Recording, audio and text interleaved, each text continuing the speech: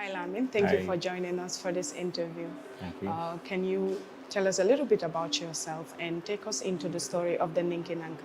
My name is Lamin Bojang. I am a senior lecturer at the Institute of Travel and Tourism and also responsible for the operations of Category B ground to operator called Faces and Places.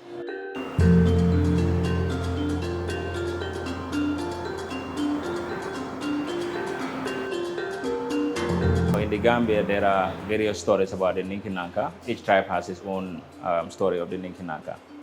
Now, the one I'm going to give is going to be a Mandinka one because I come from the Mandinka tribe. The Fulas have their own story of the Ninki Nanka. It is believed that the Ninki Nanka is a very wild and dangerous creature. It is said that it has the body of a crocodile, the neck of a giraffe, and it has 3 horns. And these are the horns that they use to pierce people and tear people apart, or enemies, or whatever they want to fight against. They're a little bit different from the other dragons that we hear from European stories and also from the Oriental stories. Some people say they are pretty much similar to the Chinese dragon, but with horns. So there was this story about the Ninki Nanka and the Crow, which is the Kana.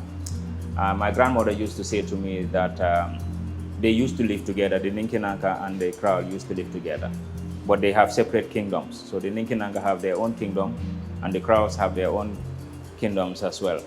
And she told me one day the Crows actually appointed a new king, and the new king now said to the Crows that he's going to make sure that the Ninki Nankas also come under his kingdom. So he wrote a letter to the Ninki Nanka and said, I am the new king. I am inviting you to come and join my kingdom and be servants in my kingdom. So when he said that to the king of the Ninki Nankas, he bursted into laughter. And he said to himself, we are so powerful, we are bigger than them, we are more dangerous than them, so why should they be our king? So he took his claw and wrote a letter to the king of the Crows and said, Dear King of the Crows, I read your letter and it made me laugh so much that you would think that we would come and be a servant in your kingdom. However, your letter has been very entertaining and I like it, but I'm sorry, we cannot be under your kingdom. And the king of the Crows read the letter and he was wondering, what do I do to get these people to fear us so that they can be? So he contacted a hunter who is very good at hunting dragons, a dragon hunter, and asked him, what is the secret for getting dragons to obey my command and be my servant? What would be the secret? And then the hunter said, if you want to hunt them, what you do is place mirrors at the entrance of their cave. As they come out, when they see it, they die. It is a belief also that if Ninki Nanka see themselves, they die. If you see them before they see you, you might also die. So the Ninki Nankas used to gather in a cave, where the swampy areas in a cave, and train how to spit fire. Who can spit fire more than the other one? The king of the Crows decided to go and get big mirrors. He knows when the Ninki Nankas are coming out, and he went and placed big mirrors in front of the cave. So as the Ninki Nankas were coming out of the cave, each one that comes out and sees themselves in the mirror drops and dies. And then 2, 3, 4 dropped and died, and the other ones went back to the king and said, well, there's something outside that is killing all the dragons. I don't know what it is, so we should not go outside. So when the king of the Crows stood there for some time and no other Ninki Nanka came out, he did not see the king come out and others. He shouted into the cave, I wrote to you inviting you to join my kingdom as servant, and you refused. If you do not join my kingdom as a servant, you will remain in this cave forever. So the king of the Ninki Nanka had a discussion with all the other subjects. Some of them said to the king, okay, let us just subdue and become part of the servants of his kingdom. But others said, as Ninki Nankas, we are powerful, We're great creatures. Everyone fears us, everything fears us. So we should not give in to these small creatures as that. So we rather remain in this cave until we die. Since that happened, Ninki Nankas never came out of their caves. According to my grandmother, our generation will not see Ninki Nankas. Other generations will not see them because they decided not to come out now. They decided to remain in their caves.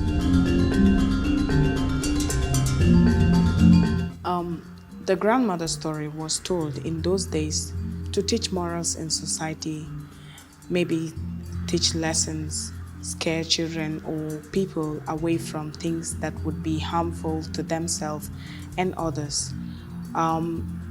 What do you think was the moral of the Ninki Nanka story in the society? Now, the moral of the Ninki Nanka, here when we talk about conservation, here, okay, they'll come to you and tell you nowadays, they will tell you, okay, the forest has this importance to our living, that we need to leave it intact because the rains are brought in by the forest and all those things. In those days, our grandparents used the Ninki Nanka and other animals to stop people from going into the forest and chopping the trees down. So they will tell you, this forest has Ninki Nanka in the forest. You dare not go there. That is a way of conservation. So nobody goes there and nobody cuts the trees and the forest, and it remains intact. So the moral in this one is it promotes conservation. Even this one is not the Ninki Nanka, but we heard about the Kankurang and the Fambondi and all those things. In a typical Jola culture, usually when the mangoes are near ripening, they will say these mangoes are protected by the spirit of the Kankurang, and therefore nobody should touch them.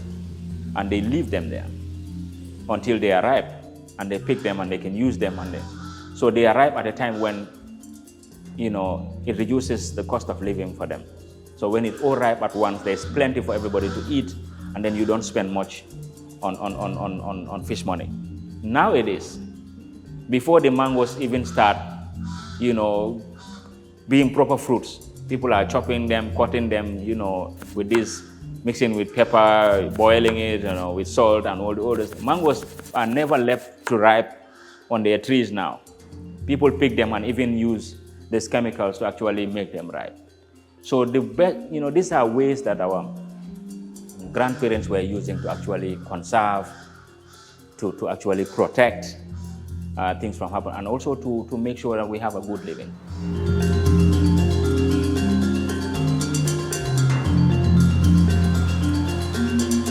So the Ninki Nanka Trail was found because of this story, right? The Ninki Nanka Trail came from this story.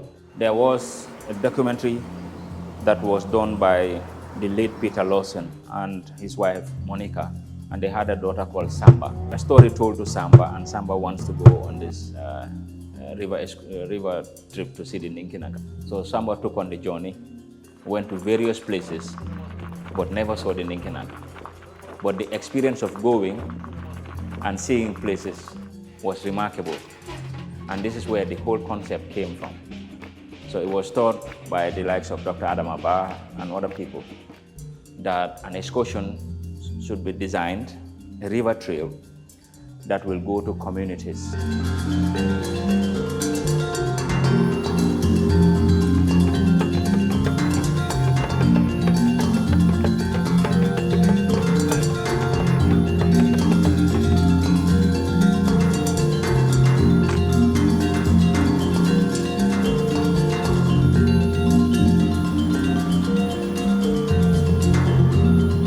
People going on this river trail are going in search of a Ninki Nanka. So they are warriors that are going in search of a Ninki Nanka. They will be told about the story of the Ninki Nanka before they go, and then they will embark on this trip. They'll go to different places in some places where people believe that the Ninki Nanka was there, has passed there. But then you still have an opportunity to go around to various places. So the whole concept of the Ninki Nanka Trail came from this. But the Ninki Nanka Trail is a responsible tourism practice. The Ninki Nanka Trail it takes you to various communities, with different types and different cultures. Anytime visitors visit this place, they eat there, they sleep there, they buy handicraft from the communities. So they are also in some way contributing to creating financial income for those communities.